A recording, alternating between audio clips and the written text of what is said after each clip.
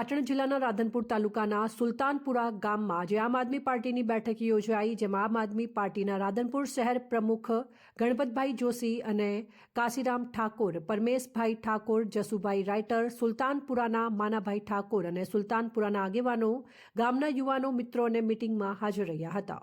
Point of Bharat news, Kashiram Thakor, Radhanpur. જય જવાન જય કિસાન.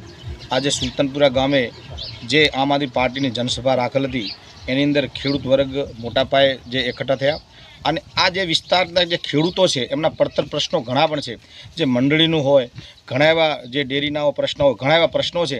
એના અનુસંધાનમાં એમને રજૂઆત કરી અને અમે જે તાલુકા અને જિલ્લા પંચાયતની જે ચૂંટણી આવે છે એમના માટે આ લોકોને અમે આહવાન પણ કર્યું છે, આગમન કર્યું છે કે તમે આવો અને આ આમ આદમી પાર્ટીમાં ચૂંટણી લડો. અને બીજી વસ્તુ, આ વિસ્તારના જે પડતર પ્રશ્નો હશે એની અમે આમ આદમી પાર્ટી તરફથી અમે રજૂઆત કરશું અને જેમ બને એમ આ ખેડૂતોના જે પણ પ્રશ્નો હશે એનો અમે નિકાલ લાવવા માટે પ્રયત્ન કરશું અને એમને ન્યાય કેવી રીતે મળે એના માટે સતત અમારી લડત ચાલુ છે અને લડત કરશું.